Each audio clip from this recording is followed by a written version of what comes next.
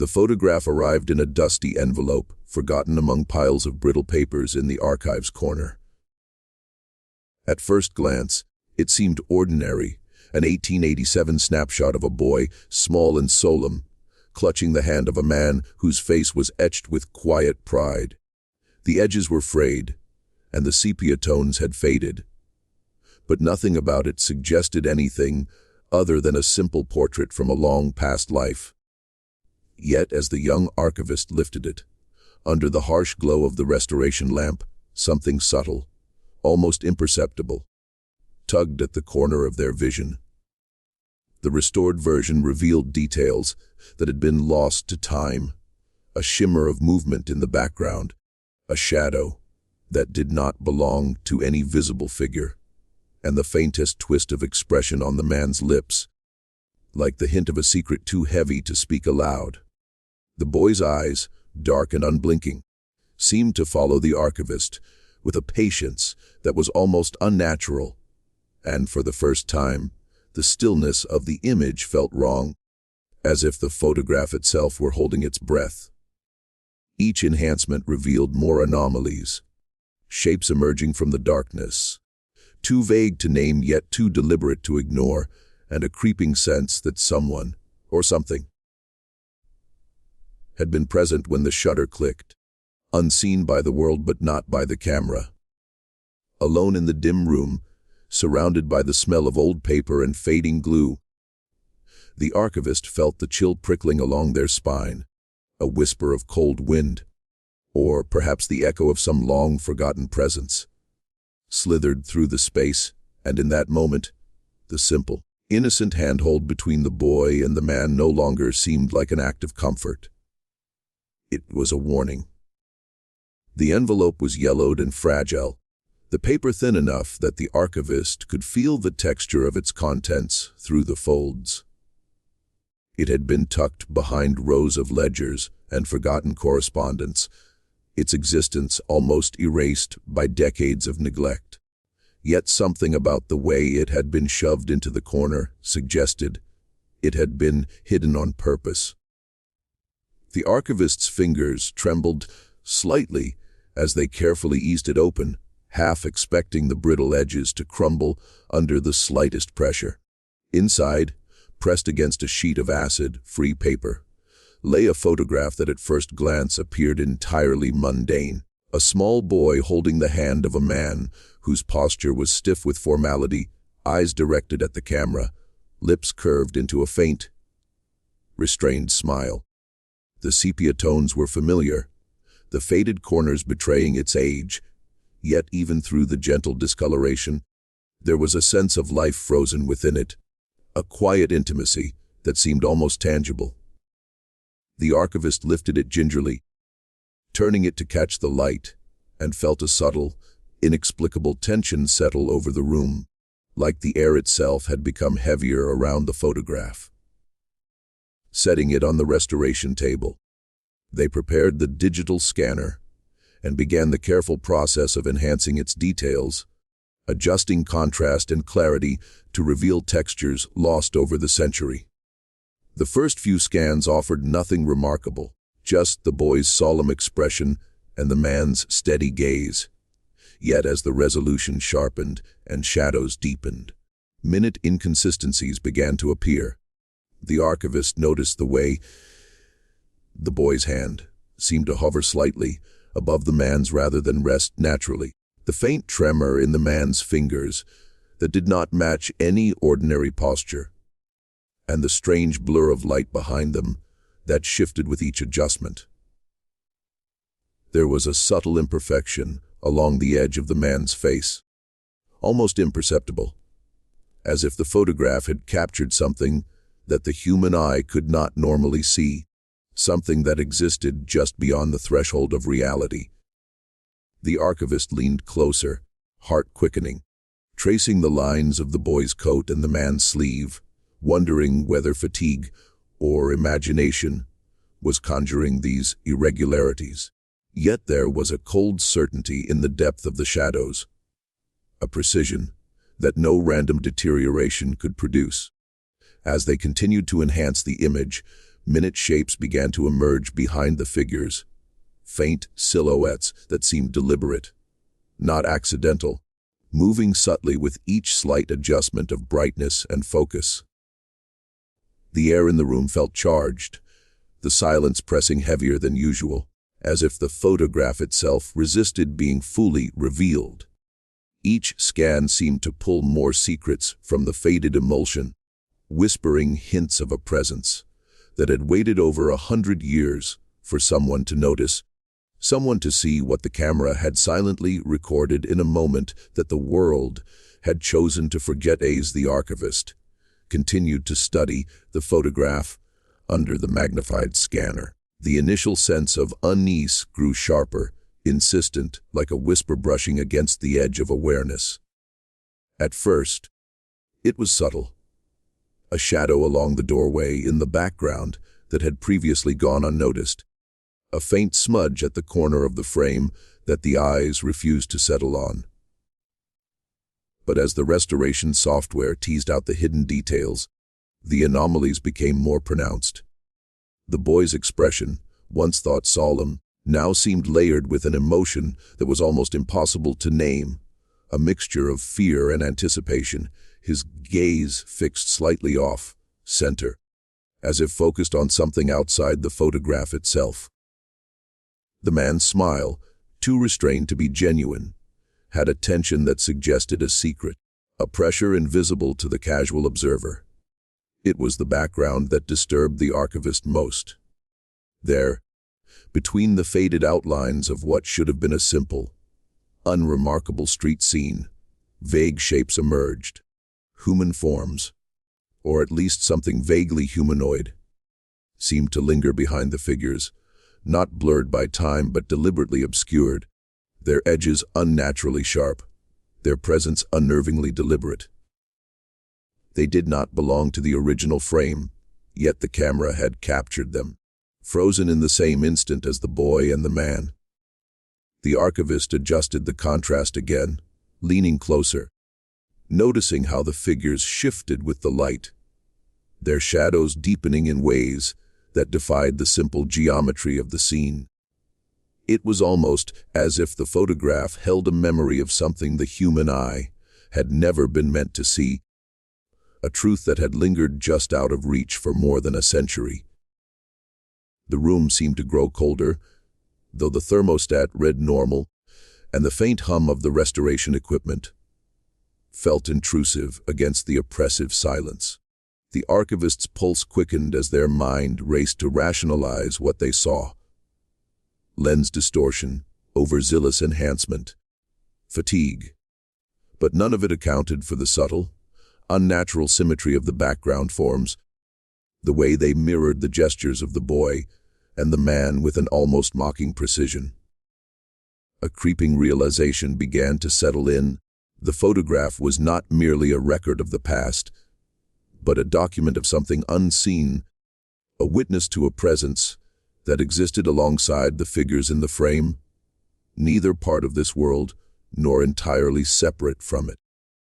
Each adjustment revealed more inconsistencies, subtle movements captured in the frozen image, like the light itself had been bent around entities invisible to everyone but the camera. The archivist swallowed hard, glancing around the empty room, feeling for the first time the heavy weight of attention, as if unseen eyes were observing not only the photograph, but the observer themselves, waiting for recognition and for the moment when the full truth would finally be acknowledged. Driven by a mixture of curiosity and unease, the archivist began to trace the origins of the photograph, poring over brittle newspapers, dusty ledgers, and town records that had long been forgotten. The boy's name, barely legible in the faded ink, led to census records from 1887, and each subsequent page seemed to deepen the mystery. The man's identity was harder to pin down. Local registries offered little more than brief notations of births, deaths, and marriages, as though someone had deliberately scrubbed his presence from history.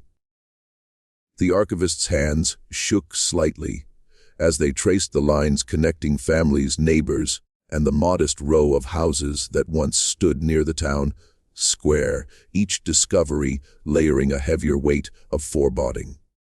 Rumors whispered in old diaries and letters hinted at strange happenings. Children disappearing without explanation, animals found dead in the night with no apparent cause, shadows glimpsed in corners where no light should have reached. There were vague mentions of a traveling photographer who had visited the town that year, capturing images that seemed ordinary at first, but reportedly unsettled those who later viewed them, and the archivist began to wonder whether this photograph had once belonged to that collection. The more they dug, the more anomalies surfaced. Neighbors who had been listed in multiple places at once, records of events that defied logic, obituaries that contradicted one another. There was a recurring pattern of disappearance and silence surrounding both the boy and the man, as though their very existence had been tethered to something outside the comprehension of ordinary life. Each page revealed a network of forgotten tragedies, seemingly unconnected, until a subtle thread emerged. All the affected households had some link to the town's outskirts, where the light of day was dimmed by a dense forest, and the wind carried a hollow whisper, a place locals avoided yet mentioned in hushed tones when compelled. The archivist's heart pounded as they realized that these records were not simply historical artifacts. They were fragments of a story that had been deliberately hidden, warnings encoded into the past. The more time they spent piecing the puzzle together, the clearer it became that the photograph was not merely a static image, but a witness to a series of events that had left invisible scars on the town, scars that seemed to persist beyond death and decay. Each note, each faded newspaper clipping, seemed to echo the same message, that the boy and the man had vanished under circumstances that were never fully explained, and that those who dared look too closely were at risk of seeing the same hidden truths that had erased them from ordinary memory. The archivist, now obsessed and unable to turn away, felt an almost tangible pressure building around them, as though the very act of uncovering history had awakened the presence that had once claimed the lives of the photograph's subjects, an unseen force that had waited patiently through decades of neglect to be recognized once more. After weeks of meticulous examination, the archivist began to sense that the photograph's influence was no longer confined to the page or the computer screen. The first time it happened, it was a fleeting chill that skated along the back of the neck while the room remained still, the heater humming steadily in the background. At first, they dismissed it as fatigue or the natural eeriness of staring at a century-old image for hours on end, but the sensations grew sharper and more insistent with each viewing. The shadows in the photograph seemed to shift subtly, twisting in ways that defied the logic of light and perspective, and the boy's gaze, once still, now appeared to linger on the archivist with an awareness that was almost sentient. Friends and colleagues who had glimpsed the image reported a sudden heaviness in their chest, a prickling sensation in their skin, and whispers at the edge of perception, faint enough to be mistaken for wind or the creak of old building boards, yet insistent in their urgency. The archivist began to notice movement where there should have been none, the corner of a room flickering, a reflection in the glass of the scanner bending unnaturally, and a sense that something was present, just beyond vision, observing. At night, the photograph seemed to resist being set aside. On the table it remained unnervingly illuminated in the dim lamplight, the shadows within it deepening. And sometimes, when the archivist dared to close their eyes, they saw fleeting images of motion behind the figures, subtle shapes reaching toward the boy as if the frozen moment were a doorway rather than a record. Sleep became fragmented, punctuated by vivid dreams in which the boy and the man stood in the same position, yet the surrounding environment was twisted and unfamiliar, a distorted echo of the town revealed in historical records. The archivist awoke sweating, convinced that the shadows from the dream lingered in the corners of the room, that the whispering had followed them from the photograph into the air itself. Every adjustment of contrast or brightness seemed to elicit a response.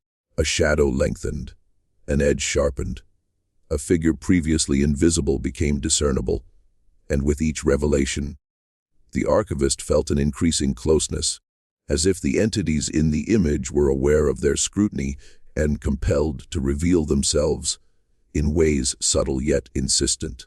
Even in the bright light of day, the memory of the photograph's anomalies haunted their vision, and objects in the room appeared to shift imperceptibly when not directly observed, small changes that fueled a growing certainty.